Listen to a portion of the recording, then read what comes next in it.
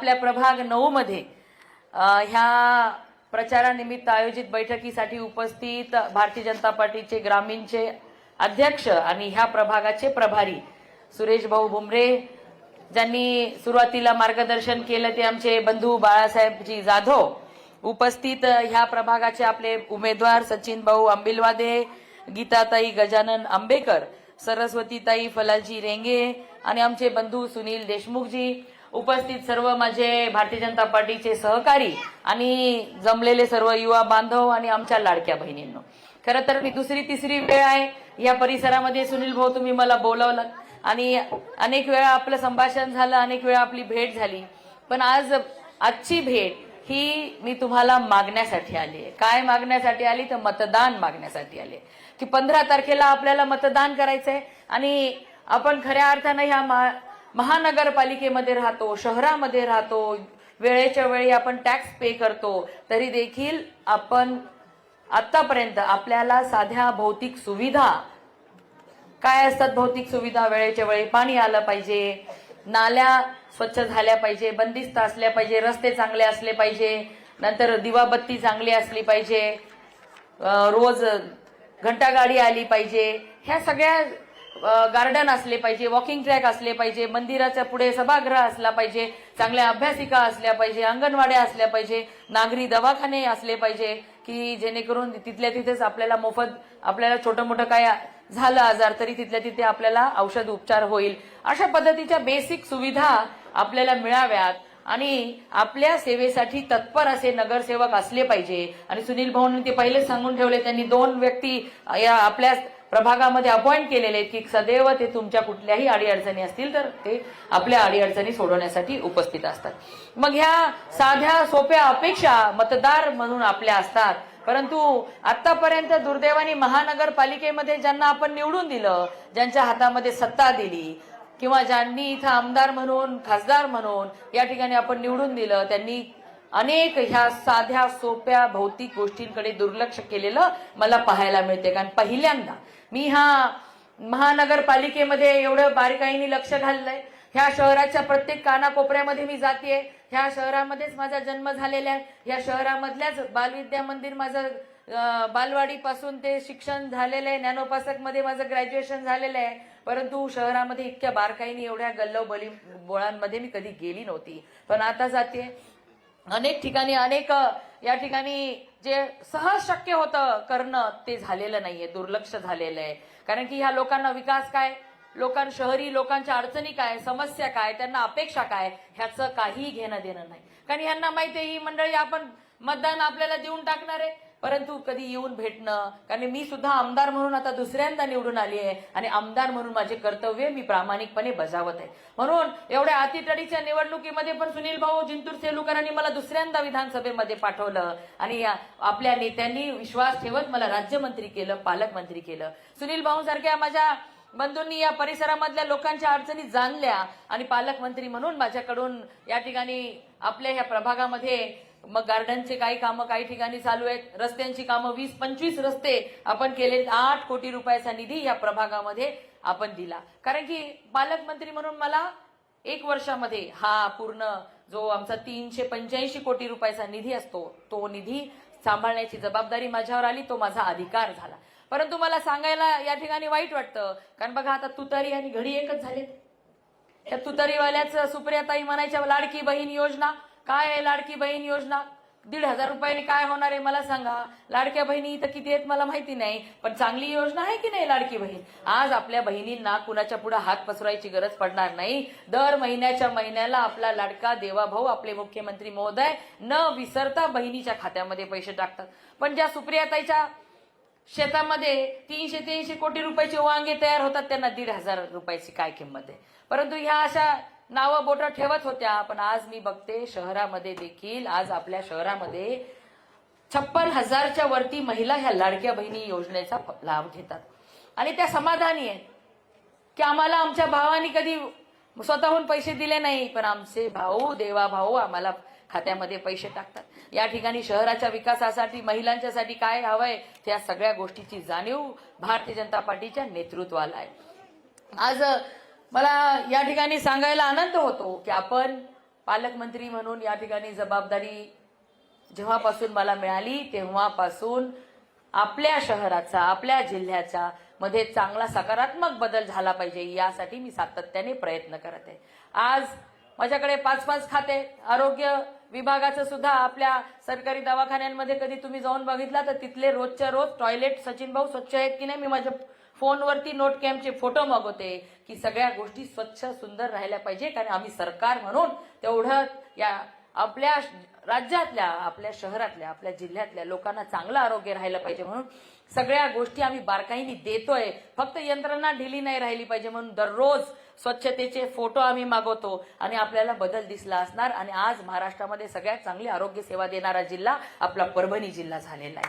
आज महिला बाल कल्याण मंत्री म्हणून काम करत असताना मला अभिमान वाटतो सांगायला की या राज्यामधली एकही आमची महिला जी एकटी आहे, एकल महिला आहे, मग ती विधवा असेल किंवा परित्यक्ता असेल, त्यामुळे ती एकटी तिचा संसार करते, तिच्या मुलाबाळांना सांभाळते, अशी महिला ह्या राज्यातली तिला तिचं हक्काचं घर मिळालं पाहिजे, तिला केंद्र सरकारच्या मोदीजीच्या सगळ्या योजना मिळाल्या पाहिजे, राज्य सरकारच्या सगळ्या योजना मिळाल्या पाहिजे. म्हणून आपण एकल महिलांचं सर्वेक्षण हाती घेतलं आणि आपल्या जिल्ह्यातल्या संपूर्ण महिलांचं सर्वेक्षण झालेलं आहे, जेणेकरून त्या महिलाची आर्थिक स्थिती कशी आहे, तिला स्वतःचं घर आहे की नाही, आज सासू सासऱ्यांसोबत राहते, घरच्यांसोबत राहते, पण उद्या जर जमलं नाही हिला घराच्या बाहेर काढलं तर काय, म्हणून तिला घरकुल मोदीजी देत आहे, देवाभाऊ देत आहे, ते तिच्या हक्काचं घरकुल तिला द्यायचंय.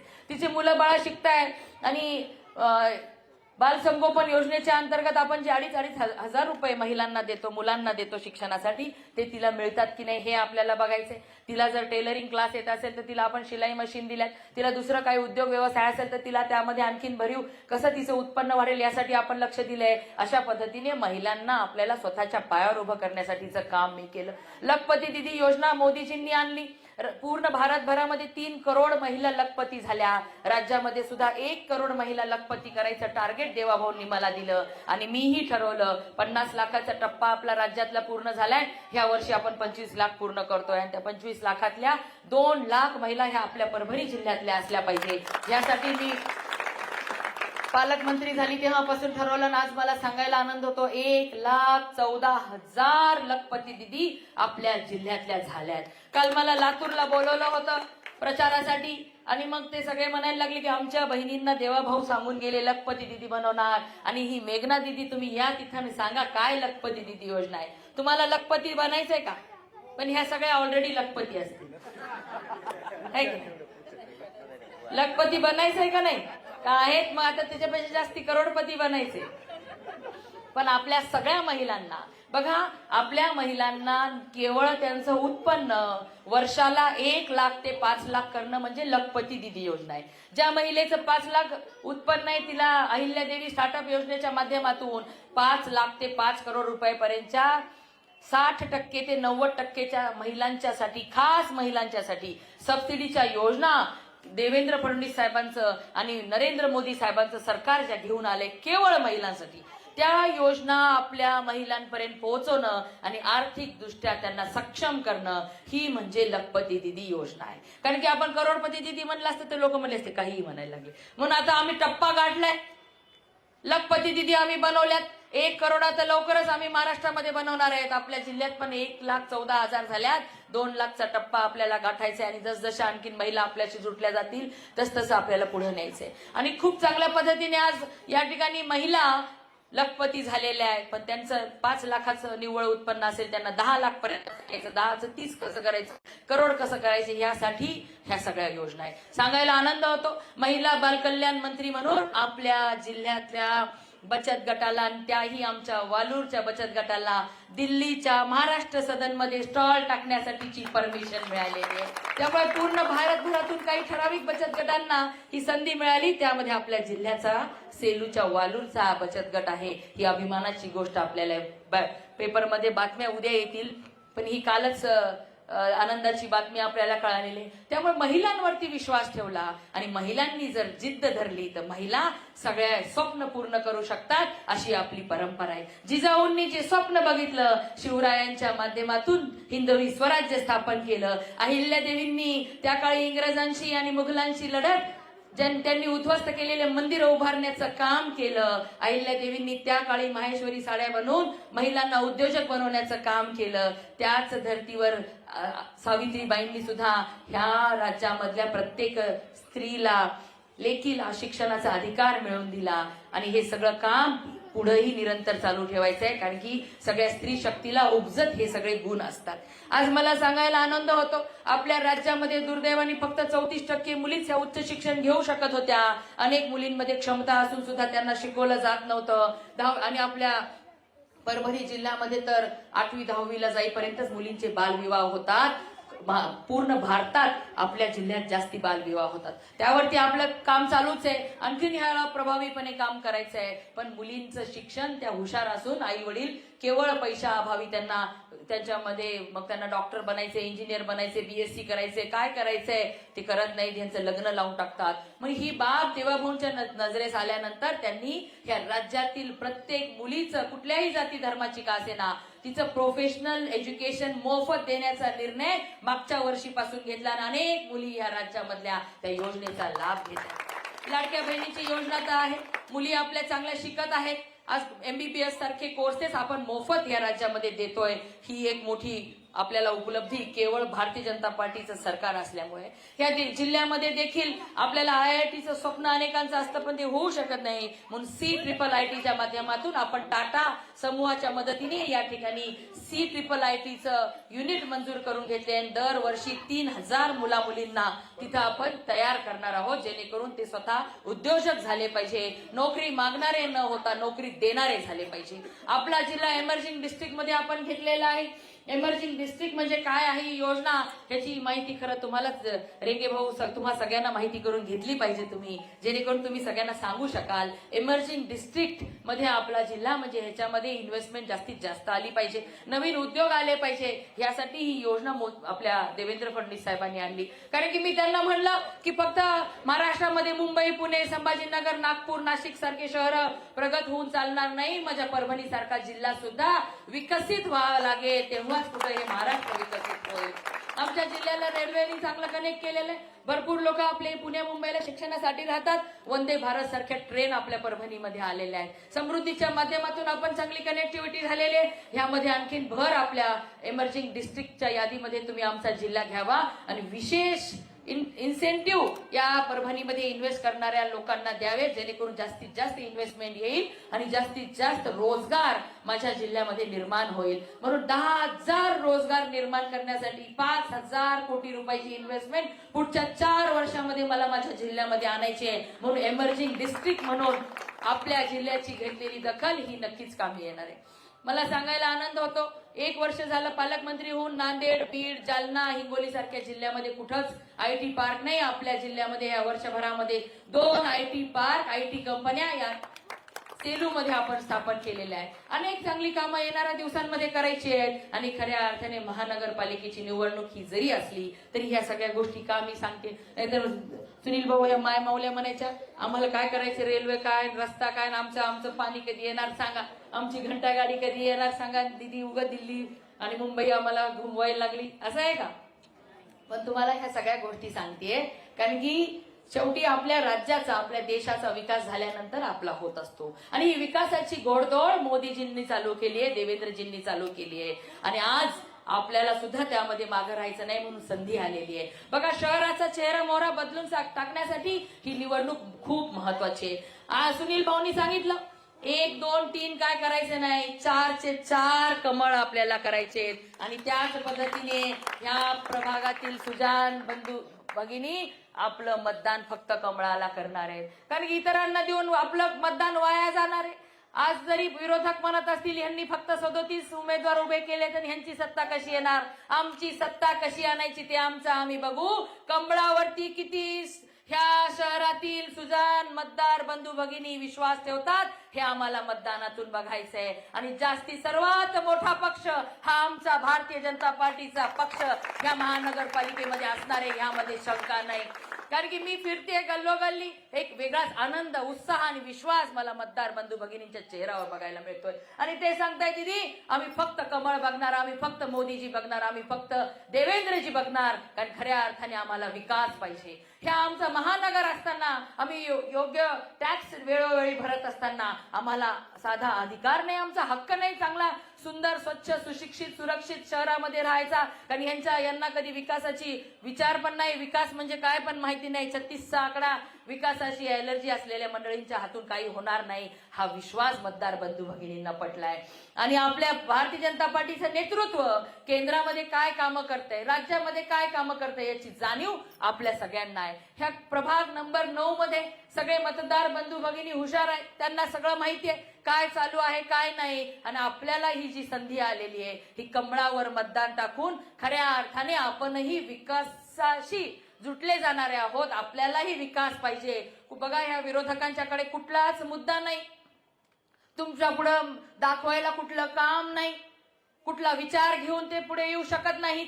ते फक्त खोट्या भूलथापा देतील, जातीपातीवर मतदान मागतील आणि या ठिकाणी तुम्हाला काहीतरी वेगळे मार्ग दाखवतील, आमिष दाखवतील आणि काही दुसरं करू शकणार नाही. दमदाटी करतील, काय करतील, पण त्यांनाही माहिती. देशाचे कणखर गृहमंत्री अमित भाई शाह कोणत्या पक्षाचे, कोणाचे आहेत? कमळाचे. या राज्याचे मुख्यमंत्री आणि गृहमंत्री कोणाचे आहेत? कमळाचे.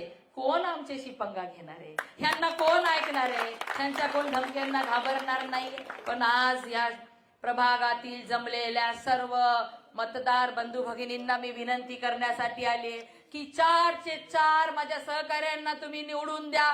तुमचे सगळे स्वप्न, तुमच्या सगळ्या अडचणी पूर्ण दूर करण्यासाठी आम्ही सदैव तुमच्या सेवेमध्ये राहू. कुठेच कोणती शंका आम्ही ठेवणार नाही.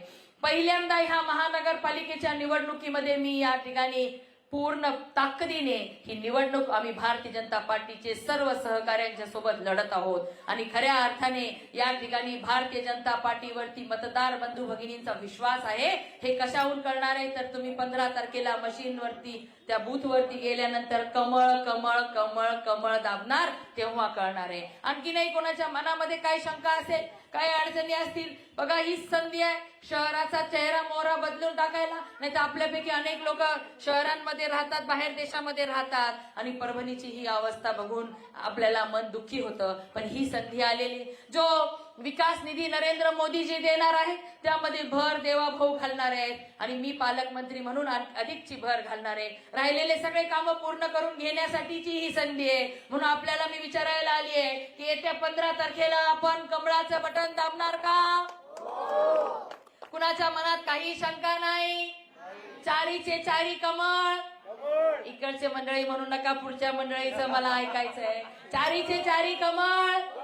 बघा आमच्या माय मौल्यांनी तर निश्चित मला सांगितलंय हो म्हणून. पण वडीलधारी मंडळी मागच्या साईडला बसलेत. ह्या लेकीवर एकदा विश्वास ठेवून या लेकीला मतदान रूपी आशीर्वाद आपण देणार का? आणखीन कामं करण्याची ताकद, ऊर्जा आम्हाला सगळ्यांना मिळणार तुमच्या मतदान रूपी आशीर्वादातून. प्रधानमंत्री नरेंद्र मोदीजी सांगतात मी प्रधान सेवक आहे आणि आम्ही देखील तुमचे सेवक म्हणून 5 वर्ष काम करू, हा शब्द तुम्हाला या ठिकाणी देते. फक्त एकदा आम्हाला सर्वांना 4चे 4 आमच्या भारतीय जनता पार्टीच्या कमळाच्या उमेदवारांना मतदान रूपी आशीर्वाद देऊन तुमची सेवा करण्याची संधी द्या. एवढंच बोलते. तुमचे सगळे स्वप्न पूर्ण करण्याची जबाबदारी माझी राहील, तुमच्या सगळ्या अडचणी दूर करण्याची जबाबदारी माझी राहील. एवढंच या ठिकाणी बोलून तुमचा विश्वास घेऊन जाते की ह्या बूथ क्रमांकावरून फक्त आणि फक्त कमळ कमळ आणि कमळ कमळच निघणार एवढी अपेक्षा घेऊन जाते. धन्यवाद. जय हिंद, जय महाराष्ट्र.